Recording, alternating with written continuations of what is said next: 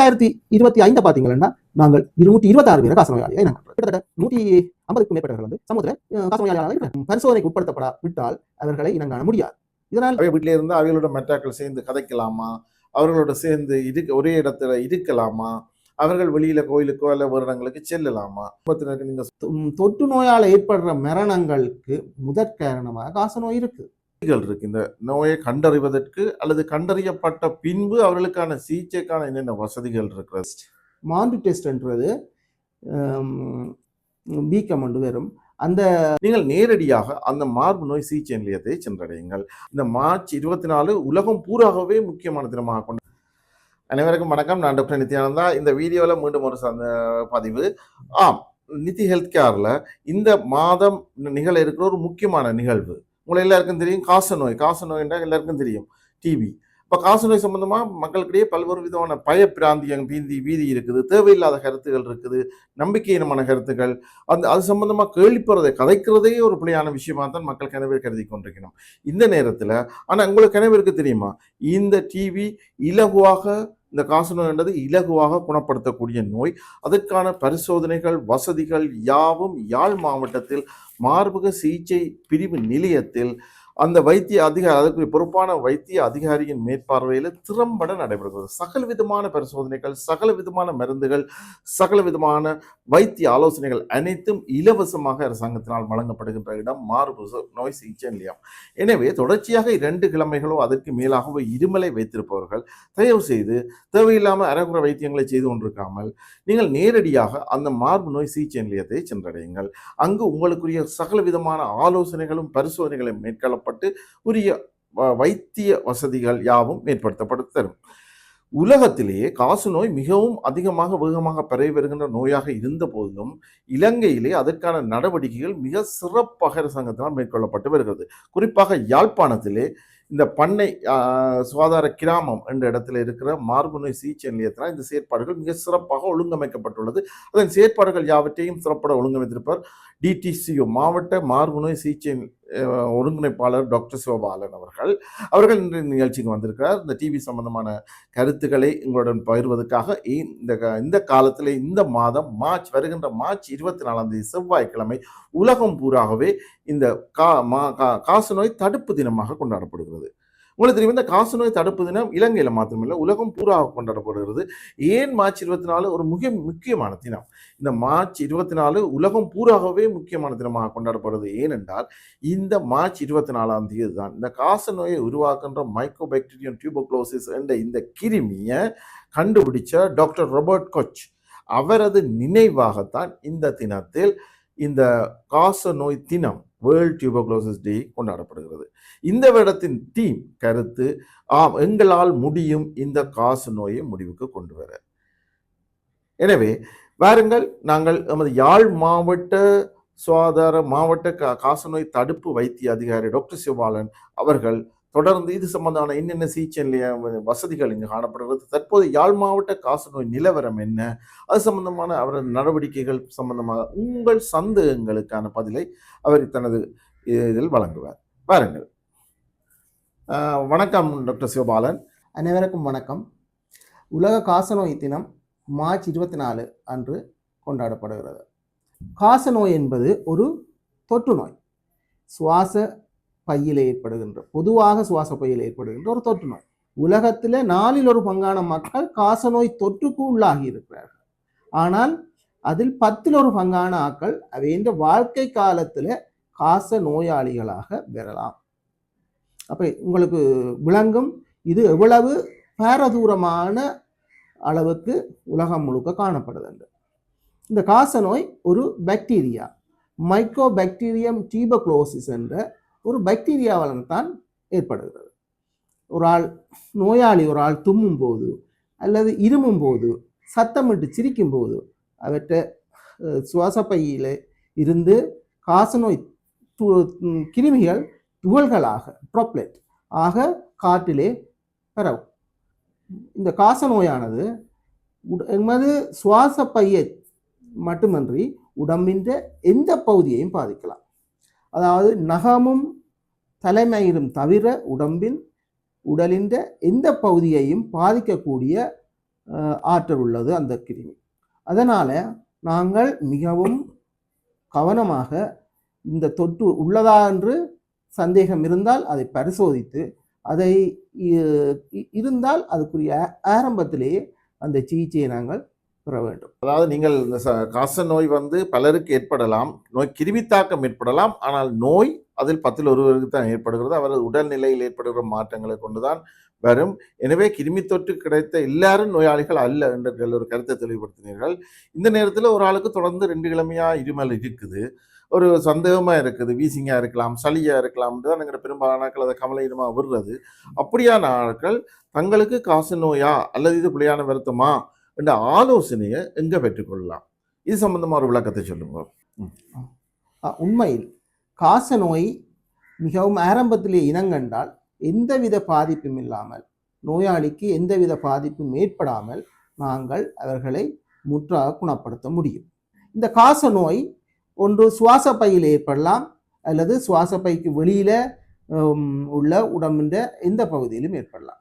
சுவாச பையில் ஏற்படுகின்ற போது இருமல் அவ்வாறான அறிகுறிகள் ஏற்படும். ஆனால் சுவாச பையில் ஏற்படுகின்ற நோயாளியில இருந்துதான் மற்றவர்களுக்கு தொற்றும். உடம்பின் ஏனைய பகுதியில் ஏற்படுகின்ற நோயால ஏனையவர்களுக்கு தொற்றாது. அப்போ சுவாச பையில் ஏற்படுகின்ற நோயாளியை இனங்காணுறதுக்கு, ஆரம்பத்தில் இனங்காணுவதற்கு நாங்கள் இப்பொழுது டிபி ட்ரையேஜ் என்ற ஒரு ஒழுங்கமைப்பை செய்கிறோம். அதாவது 2 கிழமைக்கு மேற்பட்ட தொடர்ச்சியான இருமல், 2 கிழமைக்கு மேற்பட்ட தொடர்ச்சியான இரவு நேரங்களில் சிறிய சாதுவான காய்ச்சல், 2 கிழமைக்கு மேற்பட்ட இரவு நேரங்களில் வியர்த்தல், நிறைகுறைவு ஆகிய அறிகுறிகள் உள்ளவர்கள், இதில் ஏதாவது ஒரு அறிகுறி இருந்தால் கூடி அவர்களுக்கு காச நோய் இல்லை என்றதை உறுதிப்படுத்தணும் என்று நாங்கள் வலியுறுத்துகிறோம். ஏன் அவ்வாறு வலியுறுத்துகிறோம் என்றால், காச நோயை மிகவும் ஆரம்பத்திலேயே இனங்காணுவது. இப்போ காச நோயை நாங்கள் ஆரம்பத்தில் இனங்காணாமல் விட்டால் என்ன நடக்கும் என்றால், காச நோய் முற்றிய நிலையில் அவர்கள் போதனா வைத்தியசாலை போன்ற அதி தீவிர சிகிச்சை உள்ள இடங்களுக்கு சென்று அந்த கடைசி நேரங்களில் தான் அவர்கள் இனங்காணப்படுகிறார்கள். இந்த அறிகுறியில் ஏதாவது ஒன்று உள்ளவர்கள் கூட பக்கத்தில் அருகில் உள்ள ஆதார வைத்தியசாலைகள், யாழ் போதனா வைத்தியசாலை மற்றும் யாழ் மாவட்ட காசநோய் தடுப்பு நிலையம், இதில் ஏதாவது ஒன்றுக்கு நீங்கள் சென்று என்றால் உங்களுக்கு சளி பரிசோதனை செய்ய முடியும், சுவாசப்பை கதிர்ப்படம் செஸ்ட் எக்ஸ்ரே எடுக்க முடியும்.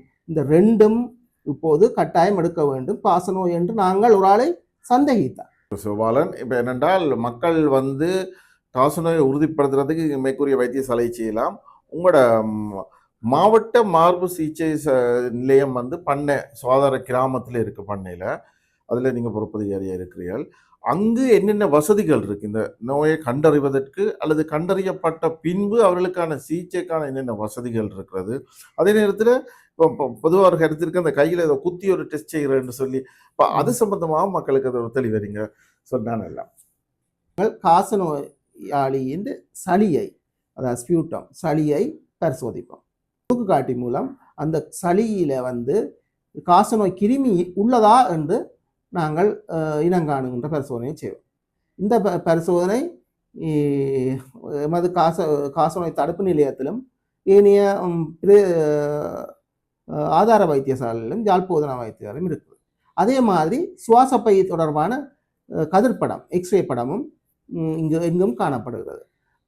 எமது சிகிச்சை நிலையத்தில் விசேடமாக மாண்டு டெஸ்ட் என்றது எங்களுக்கு கிருமி உட்சென்று நோயாக உருவாக முதலே அதை இனங்காண முடியும்.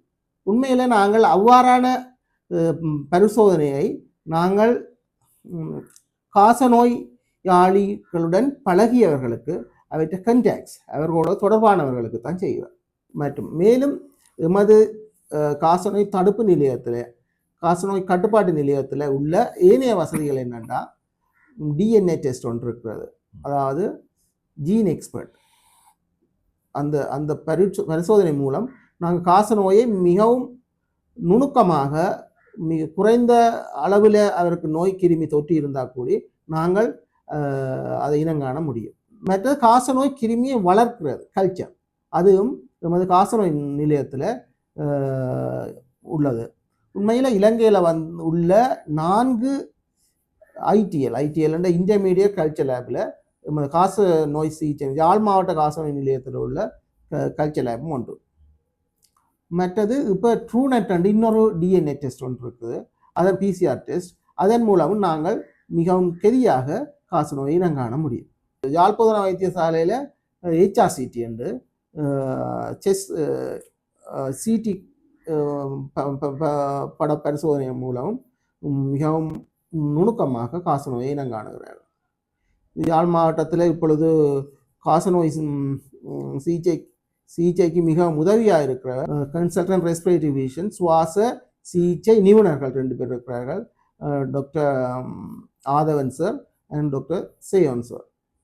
அந்த 2 பேரும் எங்களுக்கு திங்களும் வெள்ளியும் யாழ் காசநோய் சிகிச்சை நிலையத்துக்கு வெளியே தந்து எமது காசநோயாளிகளே மிகவும் ஆரம்பத்திலும் அவர் சிக்கலான நோயாளர்களையும் அவர்களுக்கு உரிய ஆலோசனைகளையும் வழங்குகிறார்.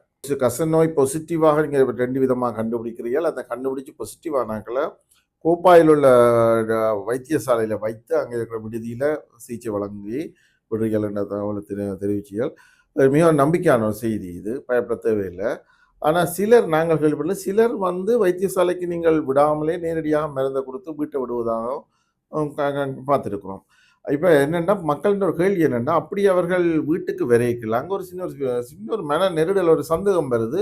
அவைய வீட்டிலே இருந்து அவைகளோட மெட்டாக்கள் சேர்ந்து கதைக்கலாமா, அவர்களோட சேர்ந்து ஒரே இடத்துல இருக்கலாமா, அவர்கள் வெளியில் கோயிலுக்கோ அல்ல வேறு இடங்களுக்கு செல்லலாமா, இப்படி ஒரு சின்ன ஒரு குழப்பம் கொண்டு வருது. அது அவர்களுக்கு ஒரு சின்ன ஒரு மன தாக்கத்தை ஏற்படுத்துறதா இது இருக்கு. அவர்களுக்கு நீங்கள் ஒரு ஆலோசனை, அந்த குடும்பத்தினருக்கு நீங்கள் சொல்கிற ஆலோசனை என்ன டாக்டர்? அதற்கு என்ன காரணம்னா, காசநோயில நாங்கள் 2 விதமாக பிரிக்கலாம். ஒன்று சுவாச பையில் ஏற்படுற காசநோய், மற்ற சுவாச பைக்கு வெளியில் ஏற்படுற காசநோய். அதாவது சுவாச பைக்கு வெளியில் என்றால் சுவாச பையை சுற்றி உள்ள சவ்வு அல்லது நிணநீர் முடிச்சுக்கள், நெறி என்று சொல்கிற நிணநீர் முடிச்சுக்கள், மற்றது முள்ளென்பு, மூளை, கண், மற்றது சிறுநீரகம், இரப்பை, மற்றது குடல், இவ்வாறான பகுதிகளிலையும் காசநோய் ஏற்படலாம்.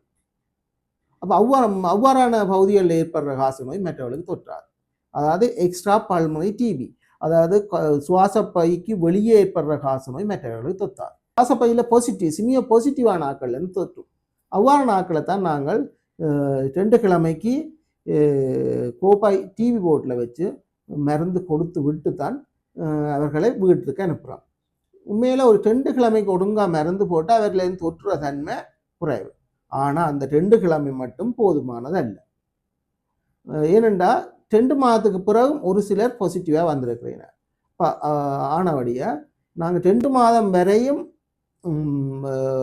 இந்த 4 மருந்து சேர்ந்த கலவையை கொடுத்து முற்றாக அவர்களுக்கு 2 மாதம் முடிவில் தான் நாங்கள் திருப்பி சளியை சோதித்து இவரில் இருந்து முற்றா கிருமி அழிஞ்சிட்டுதோன்னு பார்க்குறோம். அது ஒரு விஷயம். மற்றது இந்த எக்ஸ்ட்ரா பல்மனரி டிபி ஆக்கள் அவைந்த தொடர்பான ஆக்களை நாங்கள் சோதிக்கிறோம். ஏனென்றா அவன் சுவாசப்பைக்கு வெளியில் காசநோய் உள்ளவர்களுக்கு யார் காசநோயை கொடுத்தார்கள் என்று பார்க்குறதுக்கு. இந்த காசநோய் உலகளாவிய ரீதியில் காணப்படுகிற ஒரு நோய், இலங்கையிலேயும் அதிக அளவில் காணப்படுகிற ஒரு நோய். பல்வேறு நடவடிக்கைகள், தடுப்பு நடவடிக்கைகள் சுகாதார பிரிவினால் மேற்கொள்ளப்பட்டு கட்டுப்பாட்டுக்களை வச்சிருந்தாலும் அங்கங்கே காசநோய் நோயாளிகள் புதுசாக அடையாளம் காணப்பட்டு கொண்டே இருக்கிறார்கள். அது புது நோயாளி கண்டுபிடிக்கப்படும் பட்சத்தில் அது ஒரு நல்ல செய்தி. ஏனென்றால் அவரிடமிருந்து பரவுவதற்கான சந்தர்ப்பங்கள் குறைக்கப்படுகிறது, புதிய நோயாளர்கள் உருவாவதற்கான சந்தர்ப்பங்கள் குறைக்கப்படுகிறது. அதில் முக்கிய பங்காற்றுகின்ற இந்த மார்பு சிகிச்சை நிலையத்து கட்டுப்பாட்டு பிரிவு செயல்படுகிறது. யாழ்ப்பாணத்திலும் யாழ் மாவட்டத்திலும் இலங்கையிலும் தற்போது 2026ஆம் ஆண்டு இந்த மார்ச் மாதம் காசநோய் பரவல் எவ்வாறு உள்ளது? அதை ஒப்பீட்டளவில் யாழ்ப்பாணம் இலங்கையை விட அதிக அளவு காணப்படுகிறதா அல்லது என்ன அளவில் இருக்கிறது? இப்போ காசநோய் நிலைமையை பற்றி நீங்கள் கேட்டீங்க, காசநோய் எந்த அளவுக்கு இருக்குன்னு. இப்போ நாங்கள் உலக அளவில் பார்த்தோம்னா உலக சனத்தொகையில் 4 பங்கானக்கள் நோயினால் தொற்றுக்குள்ளாக்கப்பட்டுள்ளார்கள். இந்த காசநோய் தொற்றுக்குள்ளானவர்களில் ஒவ்வொரு வருடமும் 1 கோடி பேர் புதிய காச நோயாளிகளாக உருவாகிறார். பார்த்தீங்கன்னா இது நியாயமான எண்ணிக்கை. உலக சனத்தொகையில் 4/1 காசநோய் தொற்றுக்குள்ளாகி இருக்கிறார்கள். அந்த காசநோய் தொற்றுக்குள்ளானவர்களில் 1 கோடி பேர் ஒவ்வொரு வருடம் புதிய காச நோயாளிகளாக வருகிறார்கள். இலங்கையை பார்த்தோம்னா இலங்கை என்ற சனத்தொகைக்கு ஏற்ற மாதிரி 1,00,000 பேருக்கு 62 காச நோயாளிகளை வருடம் இனங்காண வேண்டும். அப்போ இலங்கை என்ற சனத்தொகைக்கு ஏற்ற மாதிரி ஒவ்வொரு வருடமும் நாங்கள் 14,000த்துக்கு மேற்பட்டவர்களை நாங்கள் காச நோயாளிகளாக இனங்காண வேணும். ஆனால் உண்மையில் 9,000 பேர் தான், 14,000ல் 9,000 பேர் தான் இனங்காணப்படுகிறார்கள். அப்போ மிச்சம் 5,000 பேர் அளவில் சமூகத்தில் இனங்காணப்படாத காச நோயாளிகளாக இருக்கிறார்கள். இலங்கை சமூகத்தில் இருக்கிறார்கள். அவர்கள் அந்த 5,000 பேரில் சுவாச பையில காசநோய் உள்ளவர்கள் ஒவ்வொரு வருடம் 10-15 பேருக்கு காசநோயை கொடுத்து கொண்டிருக்கிறார்கள். இப்போ யாழ்ப்பாணத்தை பார்த்தோம்னா யாழ்ப்பாணத்தின் சனத்தொகை ஏற்ற மாதிரி நாங்கள் கிட்டத்தட்ட ஒவ்வொரு வருடம் 360 பேரை 6 லட்சம் என்று வச்சோம்னா 360 பேரை இனங்காண வேணும்.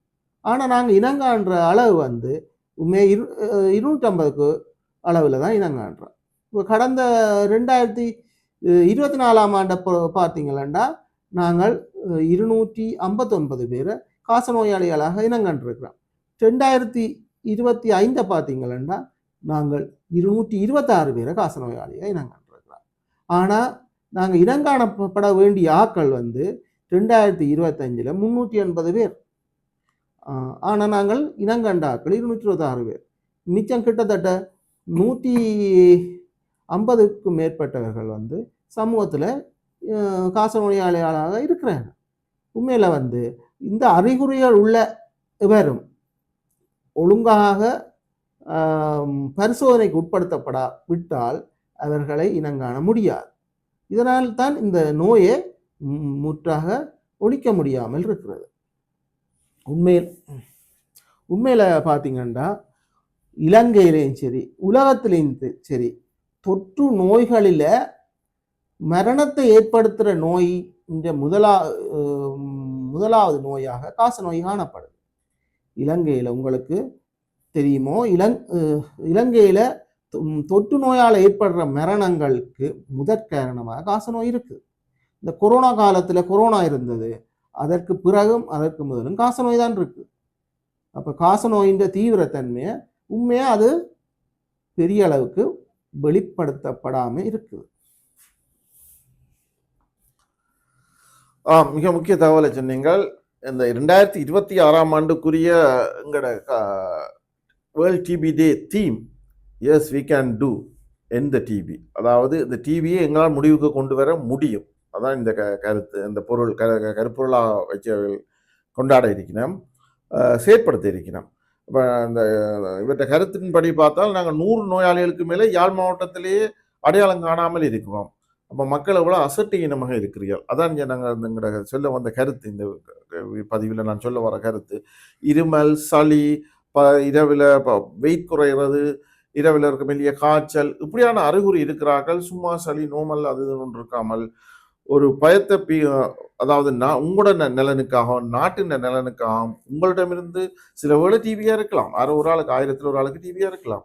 அதன் மூலம் ஏராளமானவர்கள் புதிய நோயாளிகள் உருவாகலாம். அதனை தடுப்பதற்கு தயவுசெய்து எதுவித பீதியுமின்றி யாழ் மாவட்ட மார்பு நோய் சிகிச்சை பிரிவுக்கு சென்று அங்கு உங்களுக்குரிய ஆலோசனை பெறுவதற்கு பின்னிக்க வேண்டாம். அங்கு மிகவும் உங்களுக்கு நட்பு ரீதியான சகல விதமான உதவிகளையும் செய்வதற்கு அங்கு வைத்திய பிரிவினர் தயாராக உள்ளார்கள்.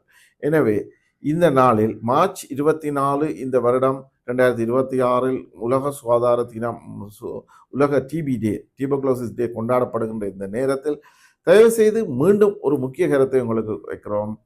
இப்படியான அறிகுறிகள் காய்ச்சல், இருமல் இது சம்பந்தமாக இருப்பவர்கள் அசட்டையினமாக சாதாரண சளி என்று நினைக்காமல் உங்களை ஒரு தரம் பரிசோதித்துக் கொள்ளுங்கள். அதன் மூலம் நாட்டை உங்களையும் காத்து நாட்டை எமது சமுதாயத்தை ஆரோக்கியமாக வைத்திருக்க உங்கள் பங்களிப்பை செய்யுங்கள். நன்றி. இந்த இவ்வளவு நேரம் இந்த இந்த உங்களுக்காக இந்த கருத்துக்களை வழங்கிய மார்பு நோய் சிகிச்சை பிரிவு பொறுப்பதிகாரி டாக்டர் சிவபாலன் அவர்களுக்கு நன்றியை கூறிக்கொண்டு உங்கள் சம்பந்தமான கருத்துக்களை இந்த ஸ்க்ரீனில் இதில் இருக்கிற இந்த டெலிஃபோன் இலக்கம், அந்த சிகிச்சை நிலையத்துக்குரிய தொடர்பு இலக்கம், நீங்கள் இது சம்பந்தமான சந்தேகங்களை தயக்கமின்றி தொடர்பு கொண்டு தீர்த்து கொள்ள முடியும், உங்கள் உதவிகளை பெற்றுக்கொள்ள முடியும். நன்றி. மீண்டும் ஒரு பொறுப்பான வீடியோவில் சந்திப்போம். வணக்கம்.